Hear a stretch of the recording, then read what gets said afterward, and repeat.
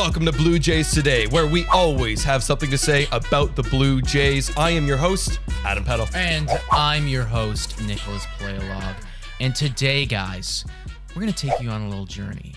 If you clicked on this video, then everyone, you have just taken the first step in becoming a better fantasy manager. Give yourself a congratulations. I think you're pat on the back. Right. Yes. That's right. Yes. You want to win your league, and this is how you're going to do it. And we're here to help you. They want chips, and they don't want Lays. They don't want Ruffles. They want championships, and we are going to tell you the players to do it today. But before we get into that, guys, please make sure to like, subscribe, comment down below. The whole shebang. Patreon, $3 a month. We know we love your money, so please send it to us.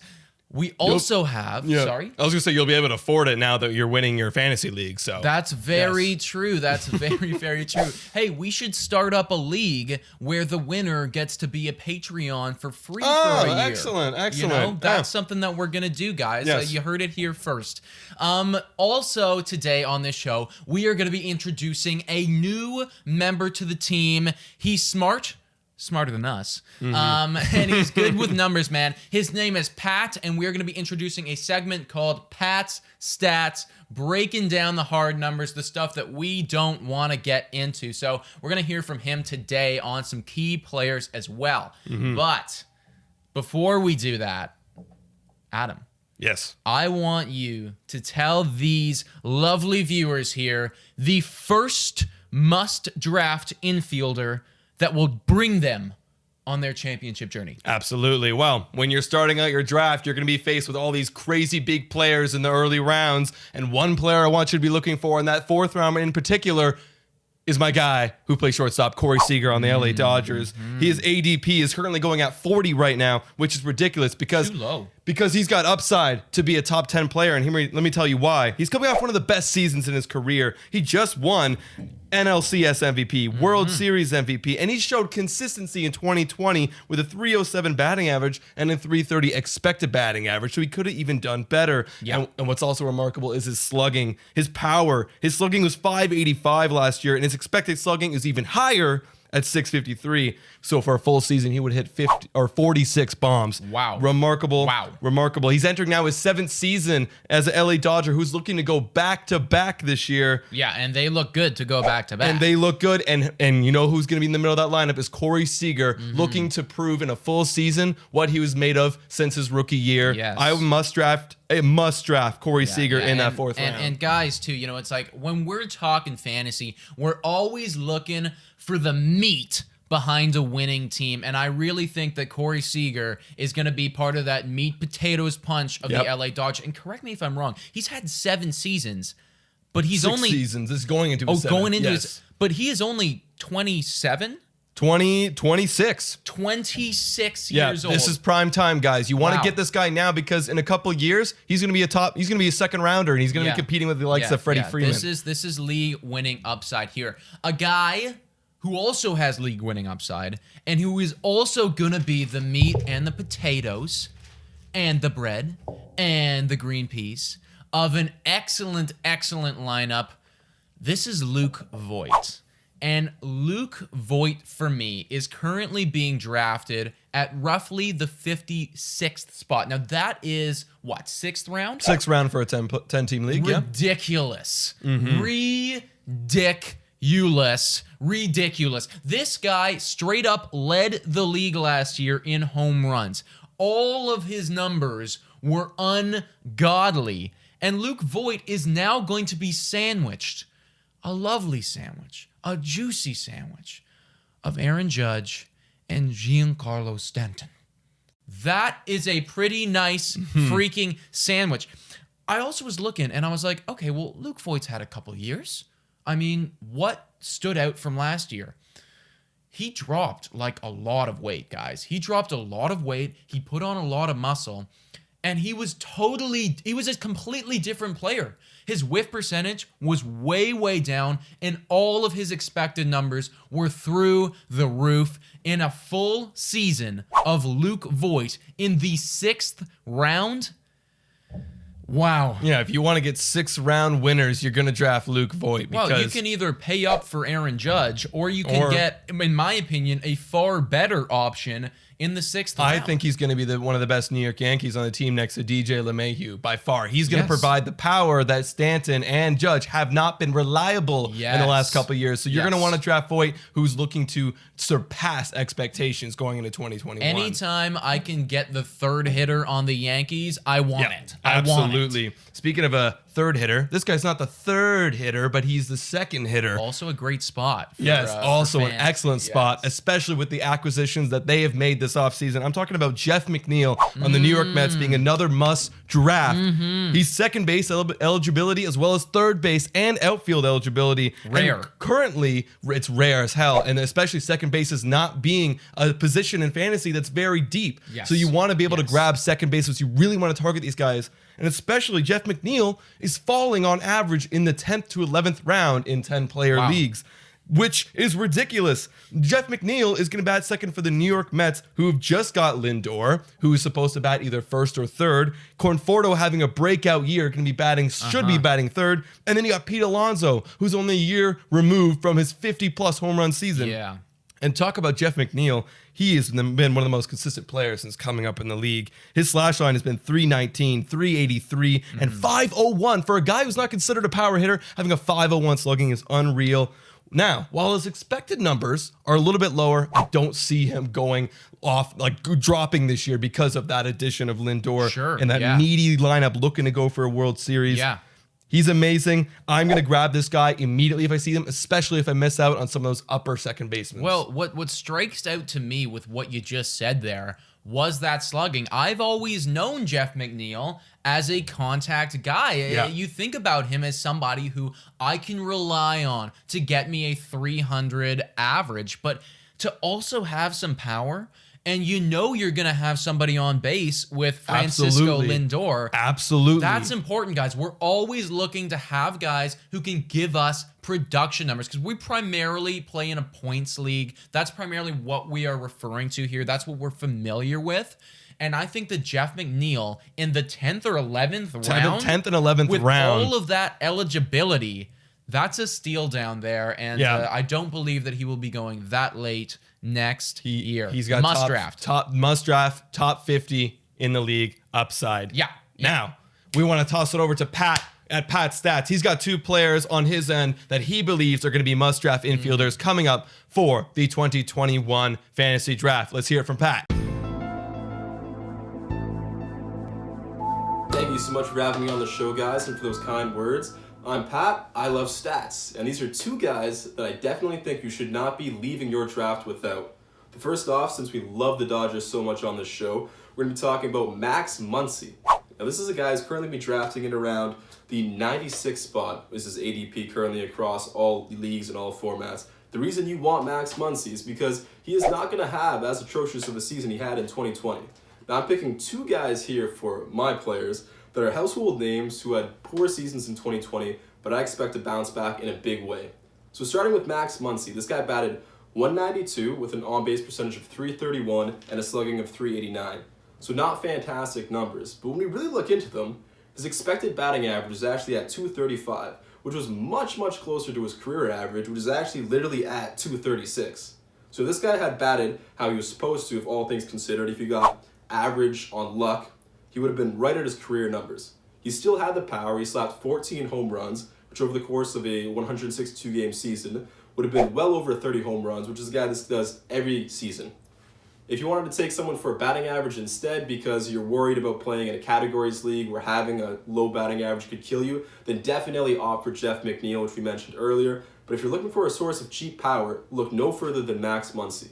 Again, he's going to be sandwiched in a fantastic Dodgers lineup, which includes the likes of Cody Bellinger, Corey Seager, Mookie Betts, tons of great guys there. And he also has triple position eligibility, being able to play first, second, and third base. Now, I'm considering him to be a second baseman for the sake of these rankings because second baseman is hard to find power at. Especially at this current spot, when you get past guys like Max Muncy, it kind of falls off of what I would consider to be the last tier of starting eligibility second baseman.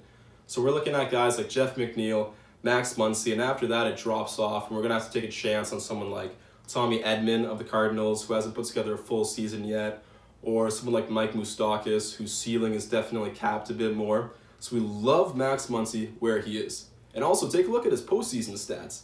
This guy batted .250 and had an OPS of .904, so had a tremendous postseason. And I mean, that's going to be a little bit biased given the fact that the Dodgers as a whole had a fantastic postseason. Obviously, they won a ring, everyone did fantastic. But they did fantastic because of great performances from guys like Max Muncy. So I'm definitely targeting him again at his average draft position of around 96. The second guy we're going to talk about is going to be Rhys Bryant. For some reason, this guy is being drafted outside the top 100 currently, an ADP of 113. That is absolutely criminal. There is no reason why Rhys Bryant should be drafted anywhere outside the top 100. The only reason is because he had a horrible 2020 season. And if you look into the expected numbers, they're also horrible. So if you're looking at the stats like I love to do, you're not going to be pleased with what you see. However, we all know the player Rhys Bryant is. This is a guy whose career batting average is .280, whose career OPS is .889. This guy is fantastic. And he had a down year in 2020 through 34 games, which when we look at that over the course of a full 162-game season during non-COVID, that would be 20% of this season. That'd be a blip in the radar. If Rhys Bryant has a bad 1.5 months in a regular season, no one panics. But for some reason, this guy is getting dropped so hot. So if this guy currently stays his ADP in around the 113 range, which I imagine he probably won't, given that when we get closer to the start of the regular season, people will see him in spring training probably looking a lot more healthy than what people are expecting, it'll probably start to rise. But if he's still in and around 113, absolutely smash draft this guy every single day. Especially in all my mocks, I'm seeing this guy being left so late. And I know Nick likes to do this as well, like to wait on outfielders. This guy also has outfield eligibility, so you can slot him in multiple spots throughout your lineup. And again, if you want to look at the reasons why Rhys Bryant had a down year, well, there's a lot of reasons to explain why this happened. First off, the injuries were ridiculous. So we had, let me read them out here. He had a finger sprain in August, then a wrist sprain, oblique and back strains down the stretch, and to top it all off, the icing on the cake, the guy got COVID, which is unfortunately horrible for a baseball season you're expected to play so many games in a row.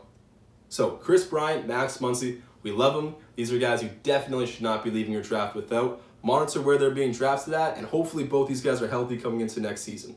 Thank you so much, Adam and Nick. Back to you guys.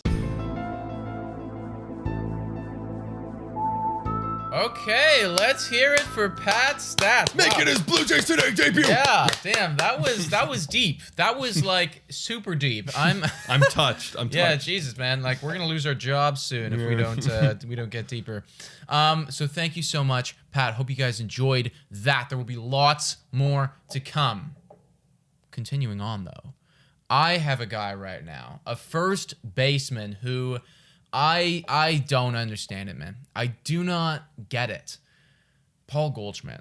And his nickname is Goldie, and that's because he's a gold mine at where he's getting drafted at right now. 87th overall ADP. Underrated. 87th. Underrated. That's the 9th, 10th round that you can get a guy who, through his entire career of 10 seasons, that's a long time, has never ever hit under an 800 OPS. You want to talk about a high floor? That's it, guys. Yeah. And I had, when I was doing this research, I was thinking to myself, I'm like, oh, Paul Goldschmidt, he's on the decline. That's so wrong. And I hate myself for having that mentality. Don't worry, everyone has thought that.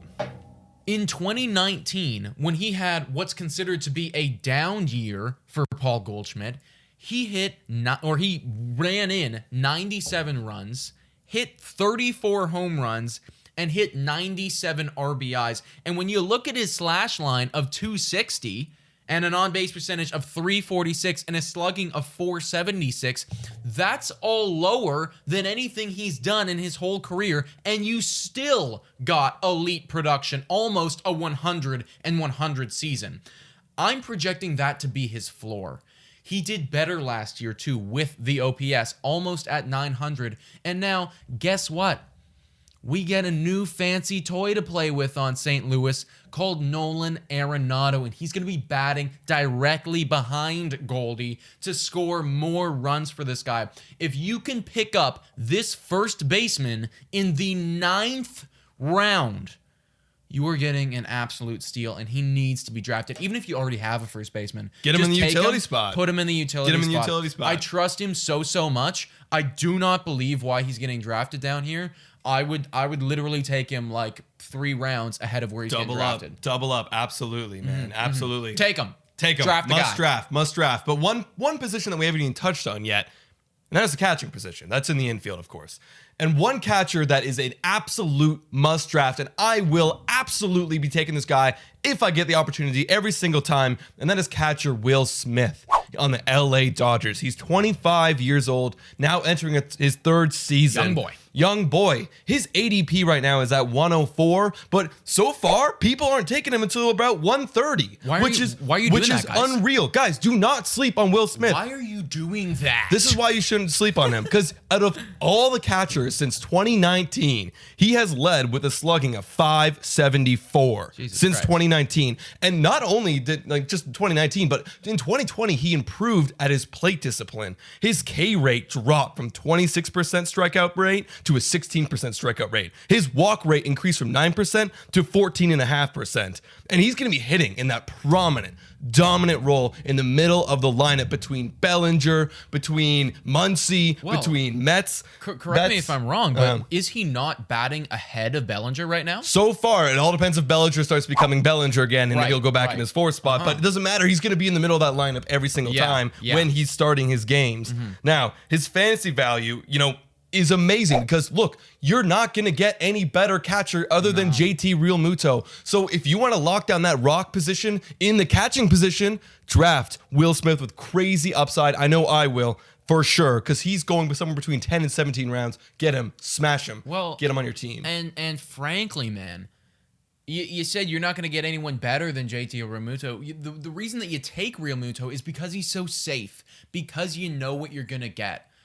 If this guy does anywhere remotely what he has done throughout his entire career so far, he will far surpass JT Realmuto. Oh, absolutely. In that Dodgers lineup. Because this guy's got potential to be Gary Sanchez from a couple years ago. His home run power is unreal. Yes. Get this guy at a low cost now before next year when he's going up in the 6th, 7th rounds. Couldn't agree more with that, man. I will be taking him all over the place. Yes. We're doing this and I'm like, damn, we should update our top 5 catcher rankings going into this. It's like, right? It's like, I'm like, this guy's good. No, he's giving me number 2. So clearly, guys, I have something with first baseman. I guess I just like... They are like the best slugging people, typically. And you know what? You can get a pretty freaking nice one. Just chilling. Just hanging out in the freaking... 166. What is that? 17th? What? Who is he? It's Rhys Hoskins, bro. It's Rhys Hoskins is sitting waiting in the 17th round. This is somebody, and you can't say this about a lot of guys down there. This is somebody who I'm comfortable having as my starter. You never get that. You get bench people down here. In 2019, what was his 2019 numbers? 86 runs, 29 home runs, 85 RBIs. And that was with like horrible batting average. Right. He's not good at bat. He's power. 226. That was his batting average that year. 226. What that says to me is that there is such a stable floor. Is that this is the floor and he's chilling on it, and it doesn't matter if I bat like 10 for my batting average because my slugging is so okay. You have to bomb bases loaded every single time. Everything is a home run, but his slugging is so freaking good and such a good floor. If you can pick somebody up in the 17th round that will give you 80 runs and 80 RBIs with 30 home run potential, that's amazing. I do need to put one caveat, though. In the offseason, he did have Tommy John. And I think this could be why he is being taken as low as he is, because people are worried about it.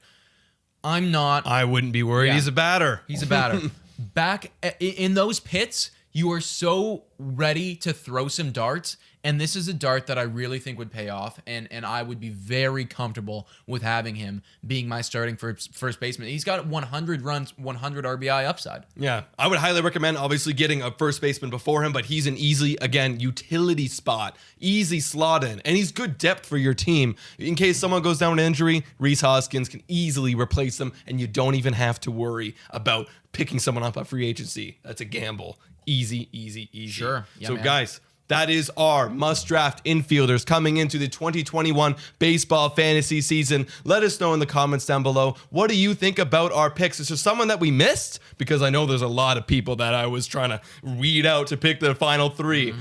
So let us know in the comments down below. And this is going to be the first of many. We're going to be doing outfielders. We're going to be doing pitchers. We're going to be doing sleepers. We're going to be doing people to avoid. So strap in, folks. We're going to have so much knowledge for you guys. We're going to be dropping that knowledge. So be careful where you step, because there'll be knowledge just littered all over the floor. It's valuable. Valuable knowledge that's going to be everywhere around. So just be very, very careful about that.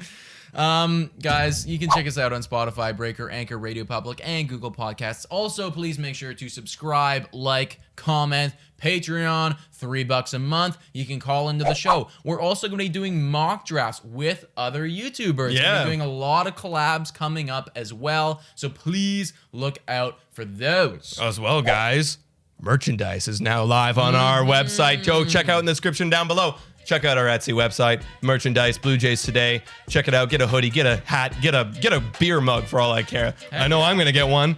And thank you so much for watching. And go Jays, go. Yes, sir. Yes, sir. Yes, sir.